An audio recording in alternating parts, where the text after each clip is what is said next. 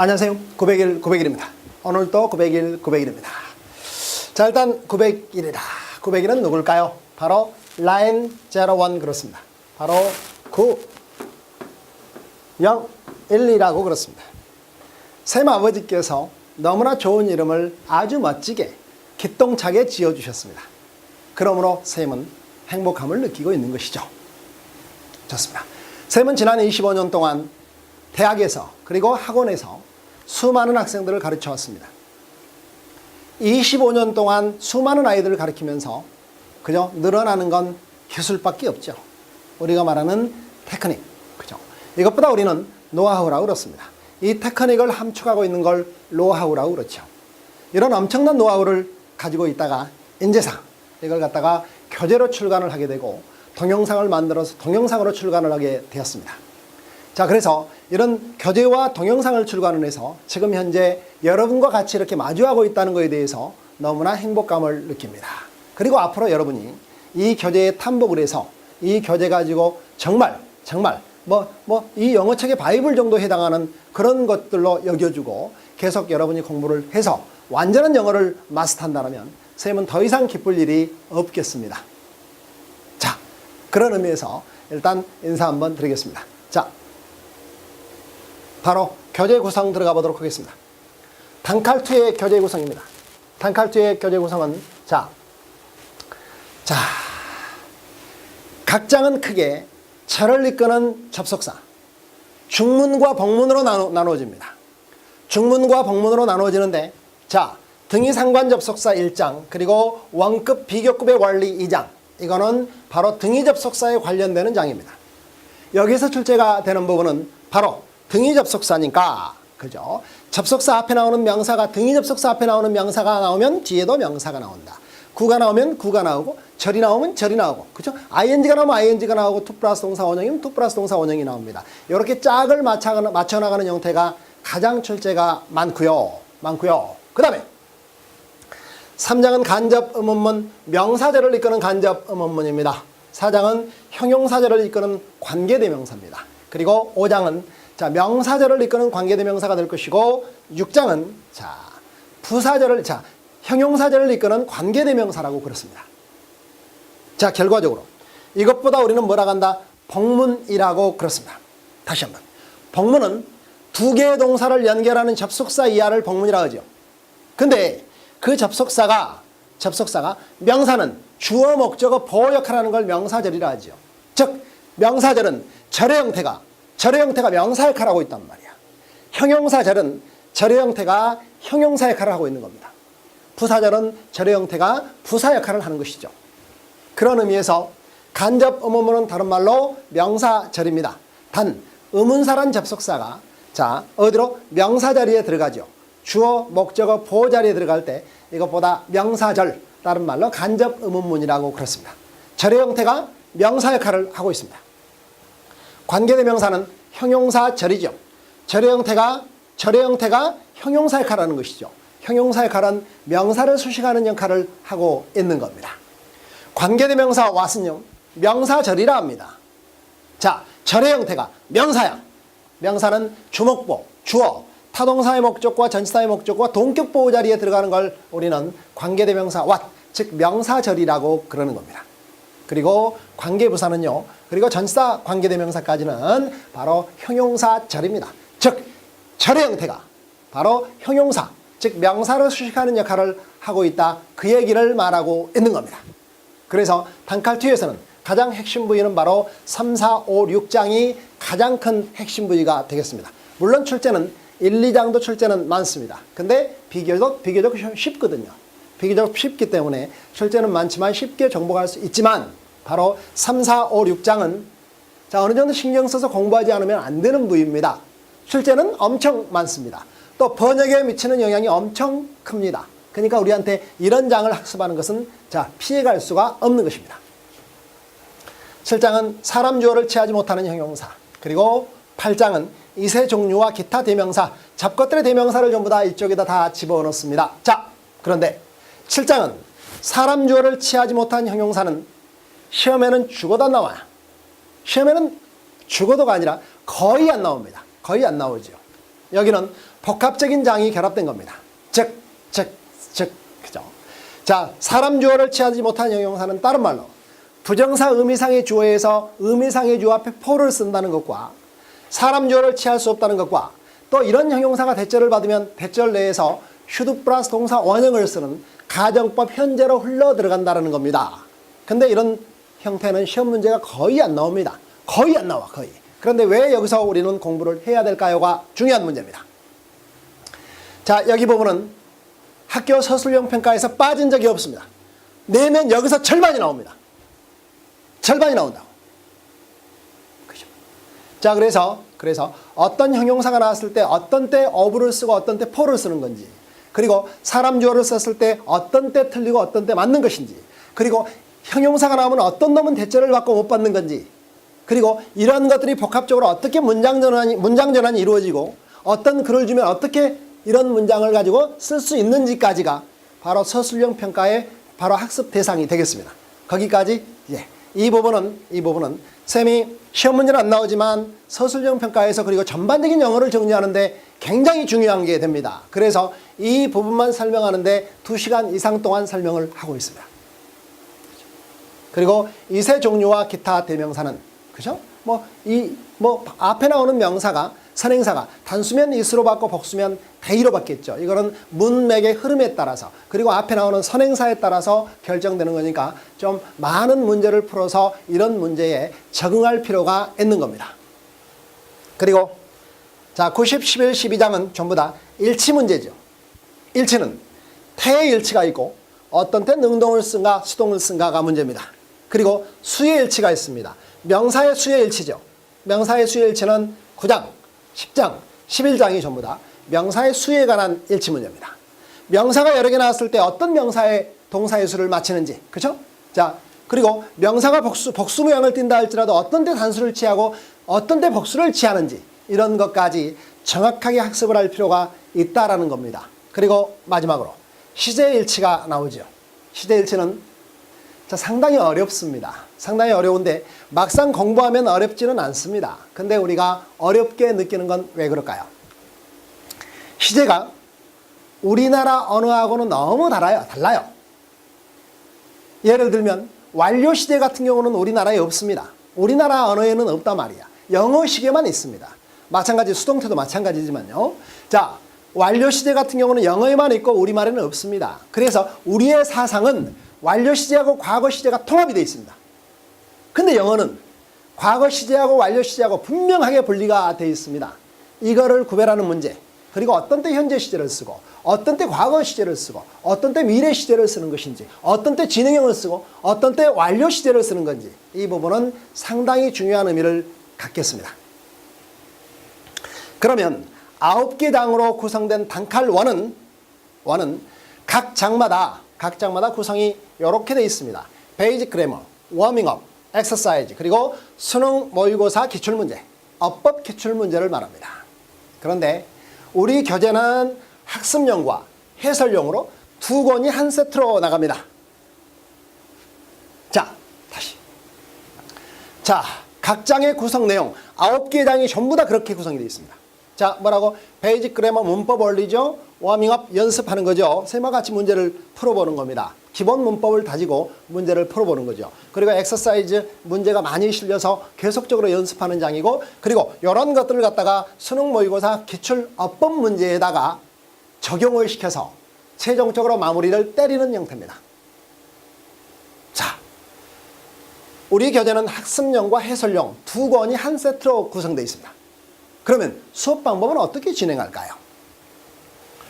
자, 베이직 그래머하고 워밍업은 쌤이 아주 친절하게, 아주 간략하게, 무게 있게 설명을 잘 해줍니다. 쌤이 말도 거짓말이면 자, 코치 씁니다. 어떤 강좌건, 지금 강좌가 상당히 많이 올라와 있습니다. 어떤 너비는 클릭하고 들어가 보세요. 그죠? 감탄 먹지 않는 강의가 없습니다. 자부합니다. 자, 베이직 그래머하고 워밍업이 있는데 이 부분은 쌤이 아주 친절하게, 화끈하게 설명을 해줍니다. 그죠?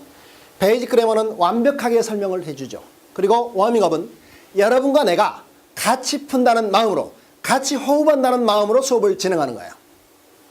그런데 여기서 주의점이 있습니다. 여러분은 학습용 갖고 공부를 하죠. 학습용으로 공부를 하나 학습용으로 교재를 펴놓고 같이 수업하지 마세요. 학습용 책을 덮어요. 덮으시고 그냥 베이직 그래머하고 워밍업을 쌤과 같이 호흡하면서 같이 공감하면서 수업을 하는 거예요. 그리고 수업이 끝나지 않습니까? 그러면 자 동영상을 끄시고 바로 학습용 교재를 갖다가 펜으로 채워나가는 겁니다. 이것보다 우리는 뭐라고 합니까? 소위 복습이라고 그러죠. 영어 공부에서 복습은 가장 중요한 겁니다. 우리가 새로운 장을 배워서 그 부분을 이해하는 것보다 그죠? 배웠던 걸 잊어버리지 않는 것이 선생님은 5배 더 중요하다고 생각합니다. 결론. 한 개의 장을 배웠으면 여러분 복습을 몇 번 해라? 5번 이상 확실한. 10번 하면 더더욱 좋습니다. 문법의 기반이 탄탄하면 탄탄할수록 모든 영어의 순리들이 잘 풀립니다. 모든 영어의 원리들이 잘 된다. 문제, 구문 독해, 쓰기, 영작까지. 영작이 쓰기네. 자, 다 잘 솔솔솔 풀리게 되어 있습니다. 근데 이런 기반이 약해지면 우르르 무너집니다. 공감된가요? 됐습니다. 그래서 자, 요 장은 베이직 그래머하고 워밍업은 설명만 쌤과 같이 공감하면서 설명만 들으십시오. 책은 덮고 그리고 나서 수업이 끝나면 책을 펼치고 복습을 하는 겁니다. 빈칸을 채울 수 있게 구성을 해놨습니다. 그래서 빈칸을 채울 수 있게끔 구성을 해놨으니까 쭉쭉쭉 생각나는 대로 계속 적어나갑니다. 그렇죠? 그리고 해설용과 맞춰봅니다. 맞춰본다. 맞춰보고 맞았으면 맞는 거고 틀린데 이해가 안 온다 그러면 영상을 펴놓고 다시 한번 보면 되지 않습니까? 영상은 얼마든지 열려 있습니다. 그리고 다음 단계 엑서사이즈하고 수능 어법 모의고사 문제. 이 문제 요 3, 4번은 쌤은 동영상은 계속 찍어 놓습니다. 동영상은 계속 존재합니다. 근데 여러분 이것 볼 때 동영상 절대 보지 말 것. 여러분이 베이직 그래머를 공부했고 워밍업을 공부를 했습니다. 그러면 이 정도 문제는 아주 쉽게 정복할 수 있는 능력을 갖췄단 말이야. 그러면 여러분 스스로 해야지. 스스로. 이것보다 우리는 뭐라고 한다? 자기주도학습법이라고 그렇습니다. 그렇죠? 여러분 스스로 하세요. 그리고 스스로 문제를 풀어보세요. 그리고 쌤 영상과 맞춰 보십시오. 그러면 완벽한 꿈의 실현을 이룰 수 있을 겁니다. 된가요? 좋습니다. 자, 그렇습니다. 자, 베이직 그래머하고 워밍업이 나오죠. 결과적으로 가장 중요한 건 뭔가요? 자, 베이직 그래머, 워밍업, 엑서사이즈 그리고 기출문제풀이 중에서 가장 중요한 근간이 되는 것은 바로 베이직 그래머 되겠습니다. 그리고 이것들을 응용하는 바로 워밍업까지가 굉장히 중요한 장입니다. 자, 1권의 9장이죠. 1권의 9장에서 쌤이 베이직 그래머하고 워밍업만 수업하는 시간을 딱 잘라보면 약 한 7시간 정도 됩니다. 7시간이면 자, 모든 9개 장의 원리가 끝나버립니다. 한 방이에요. 7시간이면 끝나버려요. 그런데 쌤 지금 스타일을 읽은 사람들은 이미 읽었습니다. 쌤은 하나의 문법 원리를 잡으면 계속 수업 시간에도 복습, 되새김, 복습 계속 시킵니다. 그래서 베이직 그래머가 끝나면 워밍업 들어가기 전에 다시 한번 또 설명해주고 다시 한번 설명해주고 또 끝나면 다시 한번 설명해주고 또 엑서사이즈 들어가면 그 전에 또 한번 설명해주고 또 독해 문제 들어가면 또 그 전에 설명해주고 끝날 때 또 마무리 또 한번 쫙 설명을 해줍니다. 이렇게 설명을 수없이도 반복을 많이 해주죠. 우리가 배웠던 원리의 카테고리를 그대로 반복을 해준다 그 얘기입니다. 얼마나 친절합니까? 그렇게 해야 될 이유가 충분하게 있습니다. 왜? 아까 말했듯이 문법의 원리 없이는 절대 여러분 영어 정복 못합니다. 여기에 잘 돼 있어야 구문을 형성하고 구문이 형성돼야 독해를 잘하는 것이고 구문이 형성돼야 쓰기를 잘하는 겁니다. 안 됩니다. 쓰기를 잘하면 말을 잘하는 것이 되겠죠. 말을 잘 만들 수 있는 능력이 형성된 거니까요. 자, 그래서 자, 쌤이 복습을 중간중간에 해줍니다. 자, 7시간 중에서 복습하는 시간이 아마 2-3시간 될걸요. 그러면 실제적으로 베이직 그래머 워밍업 푸는 시간은 몇 시간인가요? 4시간 내지 5시간밖에 안 됩니다. 그렇지만 여러분이 이 7시간이 여러분의 운명을 좌우한다고 생각합니다. 쌤 그렇게 생각을 해요. 그렇게 생각을 하고 있습니다. 아마 자, 복습 과정 털어버린다면, 쌤이 반복해 주는 걸 빼버린다면 4시간 내지 5시간이면 7내의 모든 문법을 자, 설명과 기본 응용이 설명하는 것과 기본 응용을 끝내버릴 수 있다는 거죠. 자, 7시간에 걸친 동영상을 잘 듣고 학습하면, 그죠? 지시대로 복습을 한다면, 쌤이 지시한 대로 복습을 해준다면 여러분은 문법의 틀이 마련되어서 자, 문법이 형성될 겁니다. 그리고 구문이 형성될 것이고, 그리고 요거 가지고 독해를 할 것이고, 그리고 요거 가지고 쓰기를 할 것이고, 더 발전하면 요걸 말로 만들어서, 자, 글로 만들어서 말로 표현하면 말하기가 되는 것입니다. 여러분이 정말 이런 실력을 갖춘다면 여러분은 수능 모의고사, 학교 내신, 서술형 평가, 수행 평가에서 아주 좋은 성적을 얻을 수 있을 거라고 자부합니다. 자, 셈을 잠시 보세요. 수능 문제는 수능 모의고사 문제는 어법 문제는 한두 문제 출제가 되죠. 문법 문제하고 연관되는 건 직접적으로 한두 문제밖에 안 됩니다. 그런데 그 나머지 문제는 뭔가요?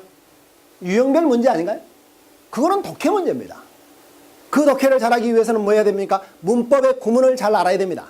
즉 구문 독해를 잘 실현을 시켜야 된단 말이야. 그래서 이 부분은 수능 문제하고 직접적으로 출제는 되지 않지만 그 독해의 근간을 이루고 있다는 점에서 굉장히 중요합니다.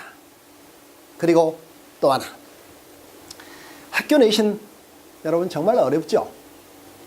왜 어려울까요? 모의고사보다 학교 내신이 훨씬 어렵습니다. 어렵죠? 왜 어려울까요?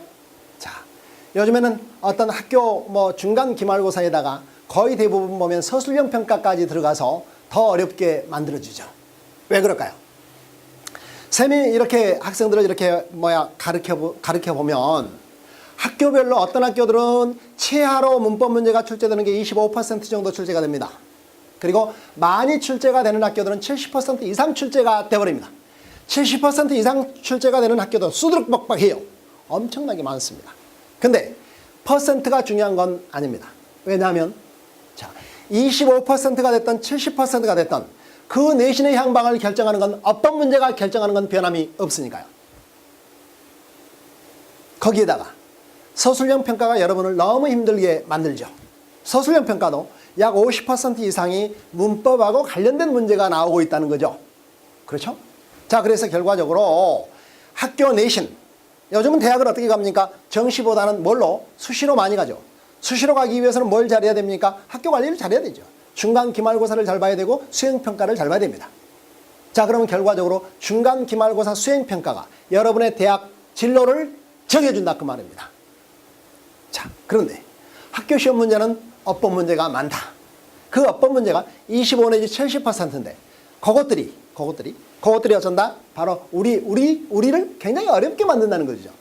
근데 퍼센트가 중요한 게 아니라 결과적으로 그 몇 퍼센트가 되든 간에 그런 문제들이 여러분의 학교 점수의 등급을 결정시켜버립니다.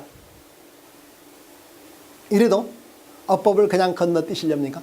여러분 잘 뛰는 거 압니다. 그렇지만 건너뛸 걸 건너뛰어야죠. 절대 그러시면 안 될 겁니다. 자, 그래서 이 문법의 중요성이 여기에서 됩니다. 문법을 공부했을 때 문제점이 이런 때 문제가 되는 것이죠. 문법을 공부하는데 독해하고 매치가 안 된다거나 그래서 문법 따로 독해 따로 이런 경우가 문제가 되는 겁니다. 그래서 어떤 학생들은 그렇게 얘기합니다. 나는 문법은 잘하는데 독해는 못해야. 연병 어있네. 자, 독해는 잘하는데 문법이 안 되더라. 이거 전부 다 가짜로 공부한 겁니다. 본래 독해를 잘하면 문법 잘하면 독해도 잘하게 돼 있습니다. 두 개가 아주 상호 깊게 호환작용을 하고 있는 거거든요. 자, 그래서 그렇게 수업을 진행하면 되겠습니다. 그렇게 됩니다. 자, 그리고 모든 여러분들이 수업을 이렇게 진행하다가 자, 베이직 그래머를 문제를 풀고 그리고 어떻습니까? 또 워밍업 문제를 풀고 또 엑서사이즈하고 바로 자, 기출 문제를 풀어볼 때 영상을 들으면서 거의 대부분 이해가 오겠지만 만약에 이해가 안 온다 그러면 질문을 해야 될 거 아닙니까? 바로 그럴 때는 우리 사이트에 접속을 해서 바로 질문을 해주시면 성심성의껏 자, 답변을 해주도록 하겠습니다. 일단 여기서 인사 반틈 정도 하고 오겠습니다. 일단 답변을 충실히 한다는 의미에서 그렇습니다. 이렇게요. 자, 셈을 보세요. 단칼 영어의 학습 대상은요, 고등학교 1, 2, 3학년 그리고 중학생까지도 가능합니다. 고3은 수능이 얼마 안 남았습니다. 이런 친구들은 문법을 간략하게 준비하고자 하는 학생, 문법을 간략하게 마스터하고 싶은 학생들은 반드시 받을 필요가 있겠죠. 그리고 고등학교 1, 2학년은 고등학교 1, 2학년 영어에 있어서 우리의 단칼 영어는 절대적으로 필요하다고 말씀드릴 수밖에 없습니다. 왠가요? 자, 아까 말했듯이 고등학교 1, 2학년은 내신 관리를 해야 됩니다. 내신 관리는 문법 문제가 25내지 70%입니다. 이 부분을 여러분 어떻게 감당하시게요? 문법 정리 안 되면 완전히 꽝입니다. 새 말 명심하세요. 실제로 체득하고 있잖아요. 자, 그래서 여기 단칼 영어는 고등학교 1, 2학년들이 내신 대비하기에 가장 좋은 교재다라고 쌤이 자부합니다. 그죠? 자, 그리고 중학교 3학년은 어린 놈이 이거 공부하면 되겠습니까? 고등학교 과정인데, 자, 그런데 여러분 요즘 고등학생들, 중학생들 똑똑한 아이들 너무 많습니다. 똑똑한 아이들 너무 많아요. 근데 그런 친구들 또는 자, 나도 저거 한번 해보고 싶다. 조금 더 이런 수업을 좀 한번 해보고 싶다. 그런 친구들은 자, 접속을 하셔서 수업을 하셔도 좋겠습니다. 그렇죠? 자, 그렇게 학습 대상에 대해서 얘기를 드렸고요. 그리고 우리 동영상 교재는요. 자, 동영상은 교재와 동영상 출시 기념으로 바로 각 교재별로 1개월 동안씩만 무료로 제공을 해줍니다. 그렇죠? 그리고 1개월 뒤에는 유료화 시킬 계획에 있습니다. 그러니까 그렇게 아시고요. 자, 모든 질의응답은 자, 뭘 통해서? 사이트 이쪽을 통해서 바로 이쪽을 통해서 제공하기로 하겠습니다. 모든 질의응답은 이쪽에서 제공을 할 테니까 항상 공부하다가 잘 이해가 안 오는 부분들은 올려주시면 쌤이 친절하게 항상 올려주도록 하겠습니다. 자, 그리고 마지막으로 지금까지 출간된 단칼 영어는 1, 2권이 출간이 되어 있습니다. 그렇죠? 그리고 앞으로 1, 2개월 안에 단칼 3권을 출시할 예정입니다. 3권은 상품사의 원리를 절에 접목하는 그런 중요한 장이 들어있습니다. 중요한 부분이 들어있죠. 절이란 여기서 명사절입니다. 형용사절입니다. 부사절이죠. 여러분, 명사절은 뭔가요? 절의 형태가 명사의 역할, 즉 주어, 목적어, 보어 역할하는 겁니다. 형용사절은요, 절의 형태가 형용사의 역할, 명사로 수식하는 역할을 하는 겁니다. 부사절은요, 절의 형태가 부사야. 부사. 그죠? 그래서 문장 전체를 수식하는 역할을 합니다. 절을 상품사의 원리, 명사, 형용사, 부사에 대입시켜서 이것도 한 방에 끝내버리는 그런 과정입니다. 마치 준동사가 한 방에 끝나듯 절도 한 방에 끝납니다. 근데 절은 너무너무 중요합니다. 왜? 여러분, 독해를 하다 보면 구와 절이 대부분입니다. 여러분, 구와 절을 접목하지 못하고서는 절대 여러분 독해에 정복하지 못합니다. 그 중에서 절이 조금 좀 많습니다. 그러니까 준동사인 구가 전체 독해 지문에서 몇 퍼센트 차지할 것 같습니까? 쌤이 정확하게 퍼센트를 매겨보면 약 40% 차지합니다. 그러면 절은 어떻습니까? 절은 모든 독해 문장에서 절이 차지하는 비중, 그리고 절에 따라서 그 문장이 번역되는 확률은 50%가 넘습니다. 50%가 넘는다고요. 그래서 이 부분은 명사절, 형용사절, 부사절 단순히 구별하는 것보다는 이 부분을 독해까지 연결시켜서 공부하면 효과가 아주 좋을 거라고 봅니다. 그렇죠? 자, 여러분, 시중에는 너무나 좋은 책들도 좋은 쌤들도 많습니다. 근데 쌤, 절대 어떤 책에 어떤 쌤에 뒤지지 않는다고 자부합니다. 왜냐하면 나만의 건조가 있거든요. 나만의 가르치는 방식이 있거든요. 자, 그래서 여러분이 이 강의를 선택하기 전에 어떤 강의, 우리 강의 엄청 열려 있습니다. 엄청 열려 있다고 하나 딱 클릭하고 들어보세요. 들어보시면 정말 만족하지 않을 수가 없을 거라고 쌤은 자부합니다. 그래서 여러분들이 앞으로 나올 단칼 3권까지 많은 이용을 해 주시고, 오늘 더 이상 하면 욕먹을 것 같습니다. OT 강의인데 욕먹을 것 같으니까 오늘 여기서 끝내고 아주 만나서 반가웠습니다. 이거 받느라고 고생했습니다. 수고했습니다.